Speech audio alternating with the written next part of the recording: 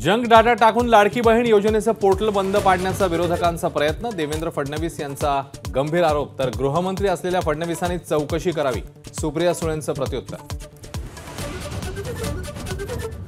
लाडकी बहीण योजनेचे पैसे परत घेणार नाही, रवी राणा महेश शिंदेंना अजित पवारांनी मंचावरून सुनावलं, महायुतीला पुन्हा निवडून देण्याचंही आवाहन। पुन्हा महायुतीचं सरकार आलं तर 1,500 ते 3,000 होतील, मुख्यमंत्र्यांचं वक्तव्य, तर मविया सत्तेत असल्यास 3,000 देऊ, संजय राऊत यांचा दावा। हरियाणासोबत महाराष्ट्राच्या निवडणुका का नाही, शरद पवारांचा सत्ताधाऱ्यांना सवाल, तर नोव्हेंबरमध्ये निवडणुकांचे एकनाथ शिंदे यांचे संकेत। हिम्मत असेल तर मुख्यमंत्रीपदाचा चेहरा जाहीर करा, संजय राऊतांचं मवियातल्या घटक पक्षांना आव्हान वजा आवाहन, तर बैठकीनंतर मुख्यमंत्रीपदाच्या चेहऱ्याचं बघू, जयंत पाटील यांची सावध प्रतिक्रिया। जिल्हा सहकारी बँकेच्या अडचणीमुळे नाईलाजाने अजितदादांसोबत, पण शरद पवारांना आजही नेता मानतो, अजित पवारांच्या राष्ट्रवादीचे आमदार राजेंद्र शिंगणे यांचं वक्तव्य। मुंबईतले मोक्याचे भूखंड अदानींच्या घशात घालण्याचा डाव, उद्धव ठाकरेंचा आरोप, तर धारावीतल्या लोकांना मिठागरात फेकण्याचा प्रयत्न सुरू असल्याचाही दावा।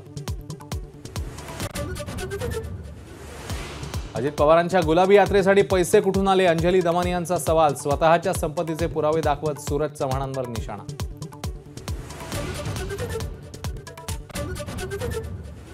तिसऱ्या आघाडीसाठी कपिल पाटील यांचे प्रयत्न, वंचित बहुजन आघाडी, मनसे, प्रहार यांच्यासोबत तिसऱ्या आघाडी संदर्भात चर्चा सुरू असल्याची माहिती।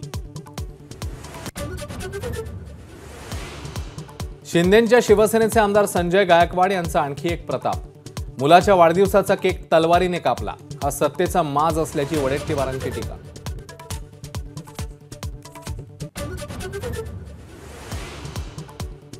मराठीला अभिजात भाषेचा दर्जा मिळावा यासाठी प्रयत्न सुरू, पंतप्रधान मोदींसमोरही विषय मांडल्याची मुख्यमंत्र्यांची माहिती। पुण्यामध्ये 98व्या अखिल भारतीय मराठी साहित्य संमेलनाचा कार्यारंभ।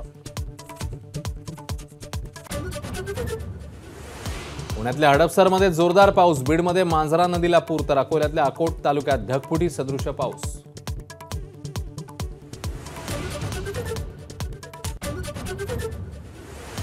सांगलीचे आयुक्त शुभम गुप्ता यांचा कोट्यवधींचा भ्रष्टाचार उघड, आदिवासी प्रकल्प अधिकारी असताना बोगस गाई म्हशींच्या वाटपाद्वारे आदिवासींच्या पैशांवर डल्ला, कारवाईची टांगती तलवार।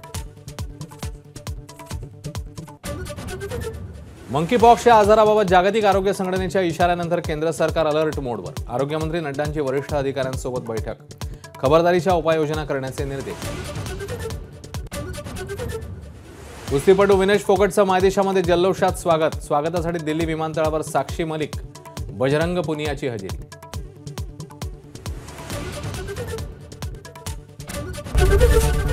एबीपी माझा, उघडा डोळे बघा नीट।